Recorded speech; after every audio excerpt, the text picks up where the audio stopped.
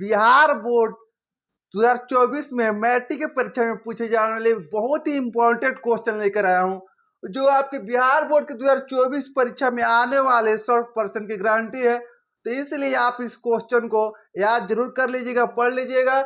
आपका जो सामाजिक विज्ञान सोशल साइंस का जो मैं यहाँ पर आपको 50 ऑब्जेक्टिव 50 ऑब्जेक्टिव कराने वाला हूँ, जिसमें से आपको परीक्षा में लगभग पूरी आने की संभावना है। तो आप पूरे वीडियो को लास्ट तक देखें और सभी क्वेश्चन को अच्छे से पढ़ के याद कर लें। अगर वीडियो आपको अच्छी लगी तो चैनल को सब्सक्राइब, लाइक और शेयर जरूर कर दे। आपके इस एक लाइक के लिए इतनी मेहनत करके आपको पढ़ाया जाता है। चलिए आपका पहला क्वेश्चन स्टार्ट किया जाता है, समय न गवाते हुए जल्दी से। चलिए पहला क्वेश्चन आपके सामने।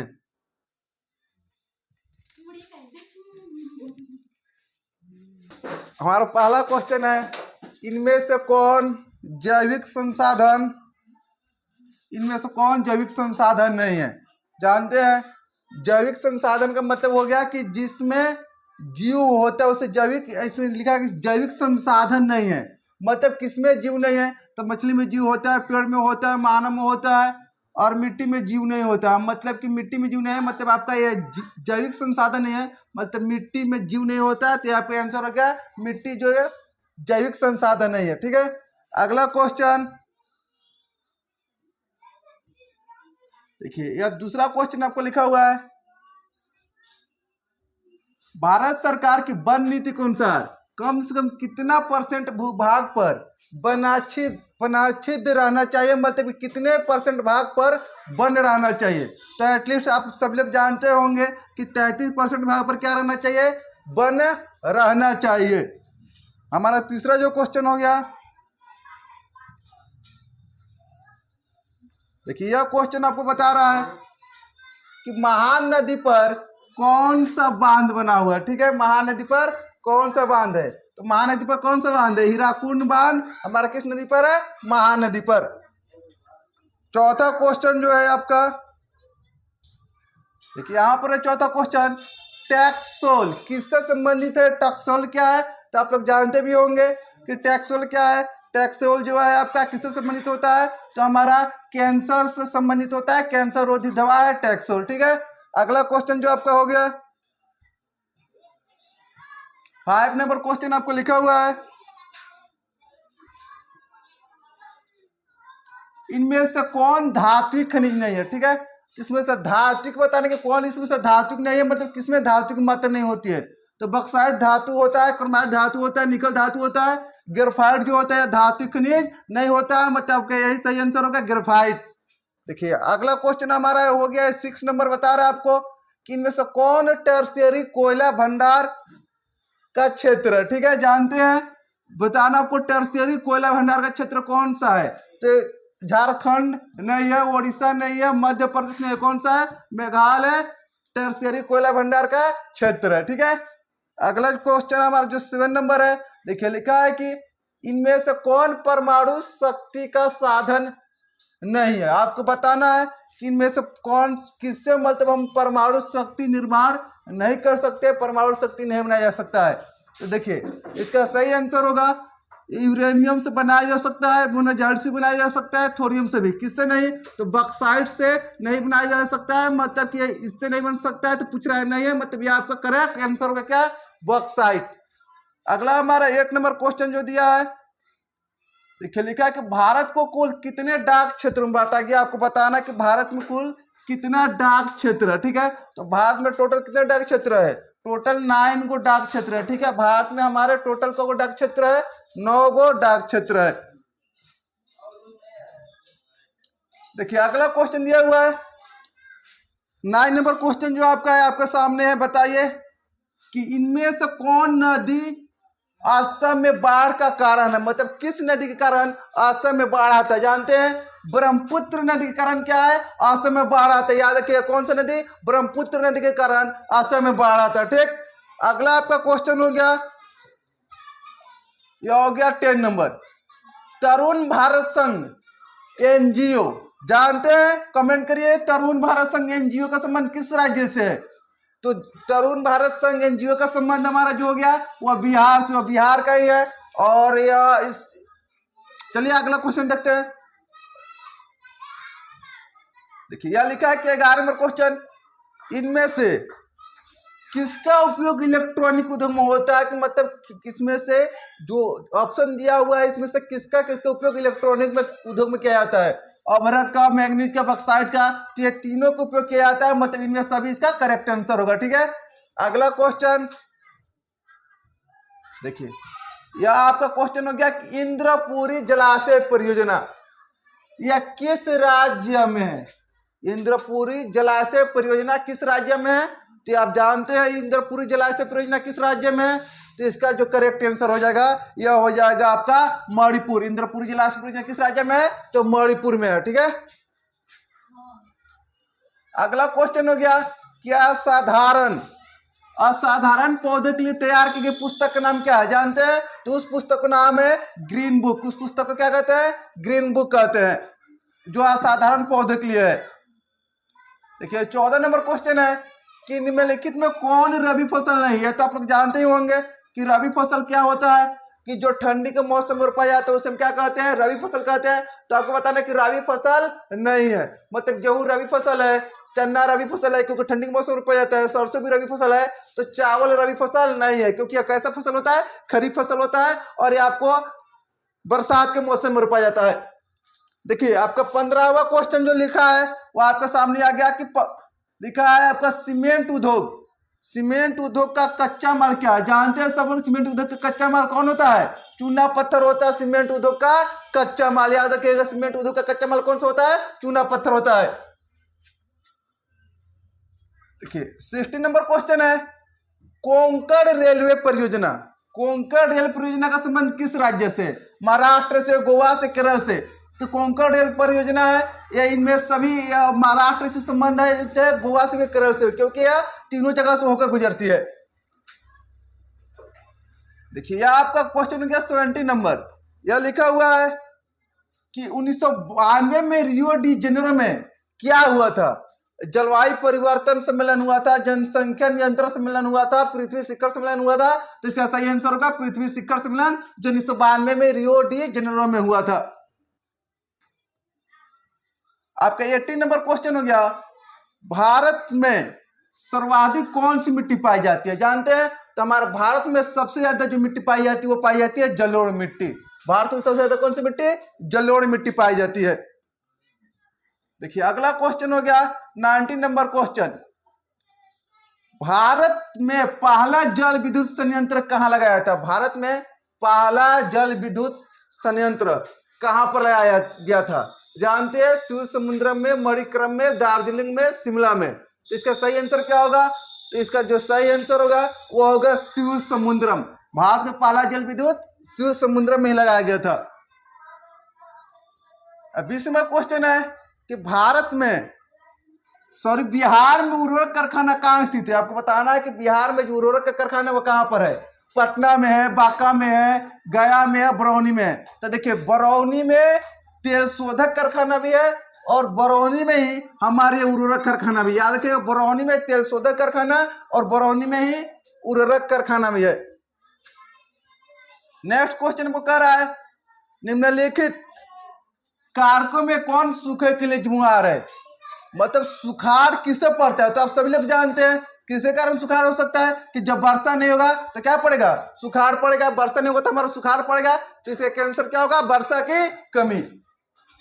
अगला आपका क्वेश्चन हो गया 22 नंबर, लिखा हुआ है कि सरदार सरोवर कृत्रिम जलाशय का संबंध किससे है।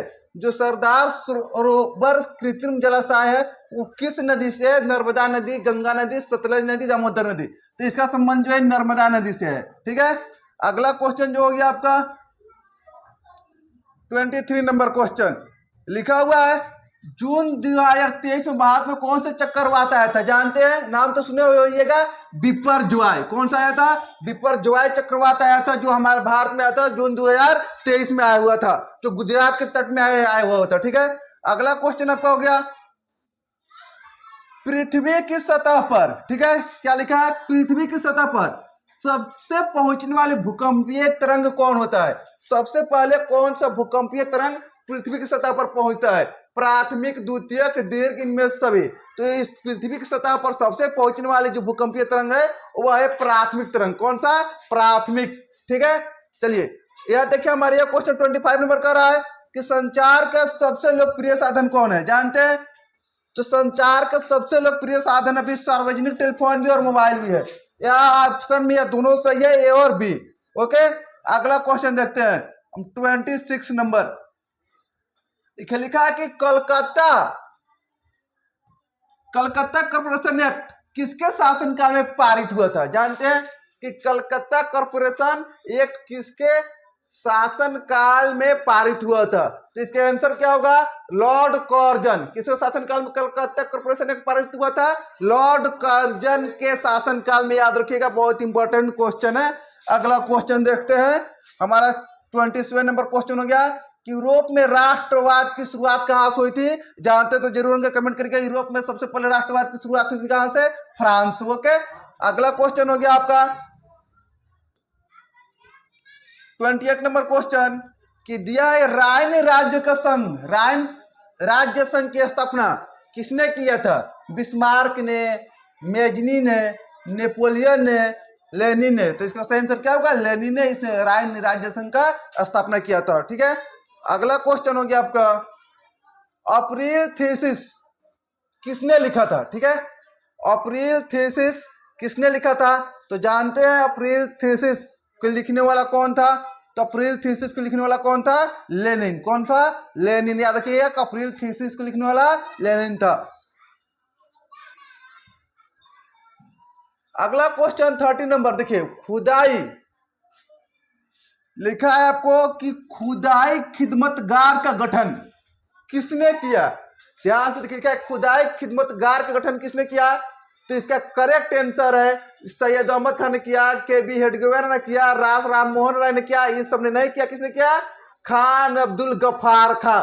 इसने खुदाई खिदमतगार का गठन किया था, याद रखिएगा। देखिए अगला हमारा क्वेश्चन हो गया, लाला हरदयाल ने इनमें से किसकी स्थापना की थी? जानते हैं? तो लाला जो हरदयाल थे उन्होंने किस पार्टी की स्थापना किया था? गद्दर पार्टी का। किस पार्टी का? गद्दर पार्टी। अगला क्वेश्चन जो गया आपका 32 नंबर, साम्यवादी गुट का अगुआ कौन था? तो वो साम्यवादी गुट का अगुआ आपको बताना है।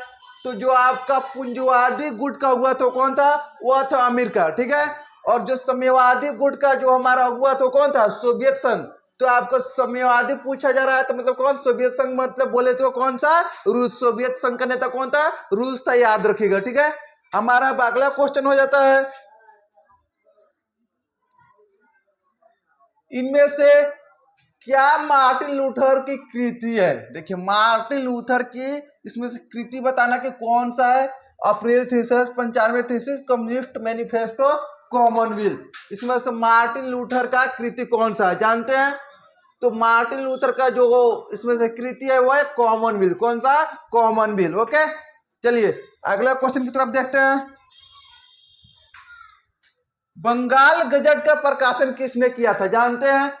जैसे ऑप्शन में आपको दिया है क्वेश्चन है, बंगाल गजट का प्रकाशन किसने किया? ऑप्शन है जेम्स हिक्की, मदन मोहन मालवीय, रविंद्रनाथ टैगोर, ईश्वर चंद्र विद्यासागर। इसका आंसर अगर जानते हो तो कमेंट जरूर करिएगा।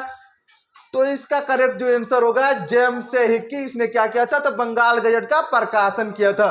अगला हमारा 35 नंबर क्वेश्चन है,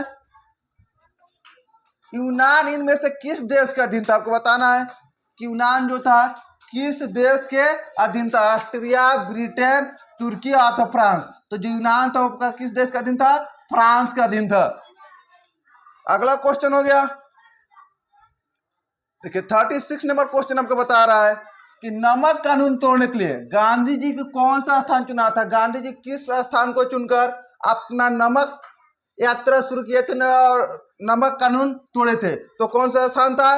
दांडी स्थान, जहां पर वो जाकर उस जगह से उन्होंने नमक कानून को तोड़ा था। तो कौन सा आंसर होगा? दांडी स्थान। अगला क्वेश्चन हो गया, समाजवादियों की बाइबिल किसे कहा जाता है? जानते हैं समाजवादियों की बाइबिल? तो सब लोग अप्रिल थीसिस नहीं कहलाता, कम्युनिस्ट मैनिफेस्टो नहीं कहलाता, सोशल कंटेंट नहीं कहलाता, क्या कहलाता है? दास कैपिटल को कहा जाता है समाजवादियों की बाइबिल। याद रखिएगा, दास कैपिटल समाजवादियों की बाइबिल। अगला क्वेश्चन हो गया, एक स्वतंत्र राष्ट्र के रूप में सिंगापुर का उदय किस वर्ष हुआ था? जानते हैं, एक स्वतंत्र राष्ट्र के रूप में जो सिंगापुर का उदय हुआ था, सिंगापुर का उदय कब? तो 1965 में। कब? 1965 में स्वतंत्र राष्ट्र के रूप में सिंगापुर का उदय हुआ था।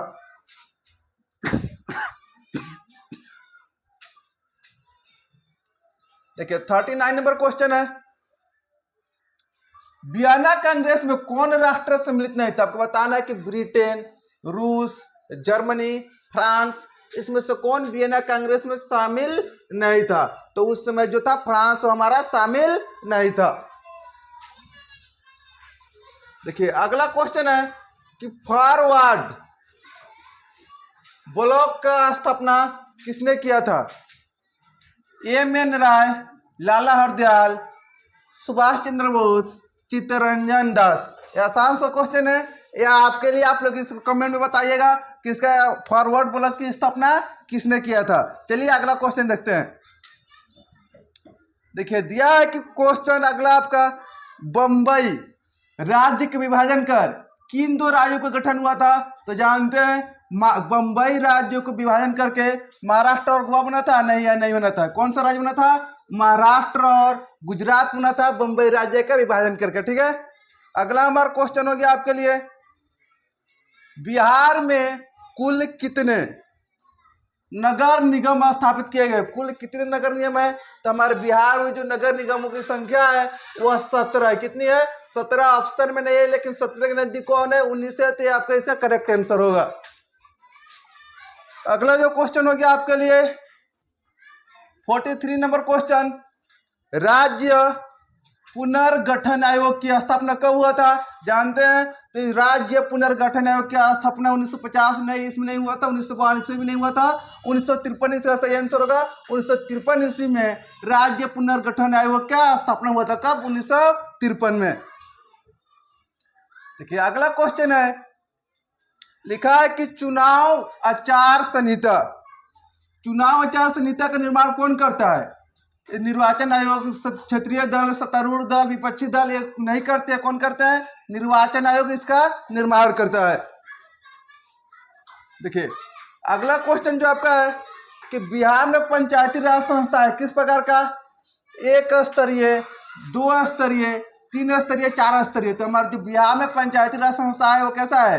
त्रिस्तरीय, तीन स्तरीय। तो हमारा 46 नंबर क्वेश्चन है, देखिए क्या कर आपको लिखा है आपको क्वेश्चन में कि आंग सान सू की किस देश के नागरिक है? जानते हैं आंग सान सू की कहाँ के? तो जो आंग सान सू की रहने वाले हैं ये आपके म्यांमार के। कहाँ के? म्यांमार के। याद रखिएगा आंग सान सू की म्यांमार इसका करेक्ट आंसर होगा। ओके, देखिए अगला क्वेश्चन हम लोग चलते हैं। हमारे यहाँ जो क्वेश्चन कर रहा है कि चिली की प्रथम महिला राष्ट्रपति कौन थी? जानते हैं चिली की प्रथम महिला राष्ट्रपति? देखिए बताना है, Mary Robins, Kim Campbell, Michelle Bachelet, Laura Chinchilla. Do know, मतलब कि क्या आप लोग जानते हैं कि क्या इसका आंसर कौन होगा? जो आंसर होगा जानते हुए तो कमेंट जरूर करिएगा। इसका करेक्ट आंसर होगा मिशेल बाचलेट। चिली की प्रथम महिला राष्ट्रपति कौन थी? मिशेल बाचलेट। देखिए अगला क्वेश्चन है, इनमें से किस पर लोकतंत्र का भविष्य निर्भर करता है? जातिवाद पर इस पर नहीं करता है, अलगवाद पर इस पर भी नहीं करता है। इनमें देखिए निष्पक्ष चुनाव पर लोकतंत्र का भविष्य निर्भर करता है। तो इस हमारा 48 नंबर क्वेश्चन का आंसर क्या हो गया? निष्पक्ष चुनाव। चलिए अगला क्वेश्चन की तरफ चलते हैं। 49 नंबर आपको क्वेश्चन दिया हुआ है, लोकसभा में चुने हुए सदस्यों की संख्या कितनी होती है? जानते तो जरूर होंगे आप लोग, कमेंट जरूर करिएगा। 543 होता है। कितना? 543 लोकसभा में। और विधानसभा में पूछे तो कितना होता है? तो आपका विधानसभा में कितना होता है जानते हैं? विधानसभा में कितने सीट है? तो विधानसभा में होता है 243। ठीक है, विधानसभा में कितने? 243। चलिए अगला क्वेश्चन देखते हैं।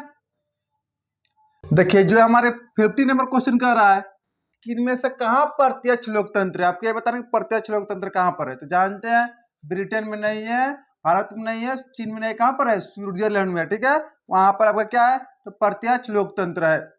देखिए 51 नंबर क्वेश्चन हमको दिया हुआ है, बताना है कि कितनी जनसंख्या पर ग्राम पंचायत, कितनी जनसंख्या पर आपका ग्राम पंचायत का गठन किया जाता है। ठीक है, तो कितना पर होता है, 7,000 जनसंख्या पर ग्राम पंचायत का गठन किया जाता है। ठीक है, अगला क्वेश्चन जो हो गया आपका कि 1975, ध्यान रखिएगा 1975 का आपातकाल की घोषणा किसने की थी। यहाँ पर किसने की थी ऑप्शन देखिए, तो आपको ऑप्शन में दिया हुआ है कि जनता पार्टी ने, भारतीय राष्ट्रीय कांग्रेस ने, बहुजन समाज पार्टी ने, राष्ट्रवादी कांग्रेस पार्टी ने। पहले ये समझिए कि 1975 में प्रधानमंत्री, उस समय आप लोग इंदिरा गांधी का नाम सुने होंगे, वो इंदिरा गांधी प्रधानमंत्री थी और इंदिरा गांधी के समय में ही यह आपातकाल की घोषणा किया गया था। कब, 1975 में इंदिरा गांधी के समय। उसमें भारत के प्रधानमंत्री कौन थे, इंदिरा गांधी थी।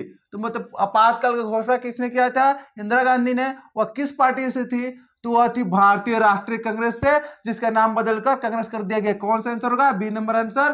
भारतीय राष्ट्रीय कांग्रेस ने आपातकाल की घोषणा की थी। इस भारतीय राष्ट्रीय कांग्रेस का उसमें नेता कौन था, मतलब लीडर कौन था, उसमें भारत के प्रधानमंत्री कौन था, तो हमारा इंदिरा गांधी थे। हमारा 50 क्वेश्चन कंप्लीट हो गया। ठीक है, आगे मैं इस प्रकार आपके लिए सभी विषयों का मॉडल पेपर इस चैनल के माध्यम से आपको मैथ्स लेकर साइंस, हिंदी, संस्कृत सभी विषयों का मिल जाएगा। इसके साथ ही आपको जो भी क्वेश्चन होंगे आपको इस चैनल पर अपलोड कर दिया जाएगा। इसके साथ ही जब आपका परीक्षा में अगर किसी प्रकार का क्वेश्चन वायरल होता है तो इस चैनल पर अपलोड कर दिया जाएगा। इसलिए इस चैनल को आप लोग सब्सक्राइब कर लें, लाइक कर दें और शेयर जरूर कर दें, जिससे आपके पास जैसे हम किसी प्रकार का वीडियो अपलोड करें तो आपको सूचना मिल पाए। चलिए इसका नेक्स्ट जो पार्ट है फिर मैं लेकर आ रहा हूं अगले वीडियो में। तब तक आप लोग इसे पढ़कर याद जरूर कर लें। Thank you.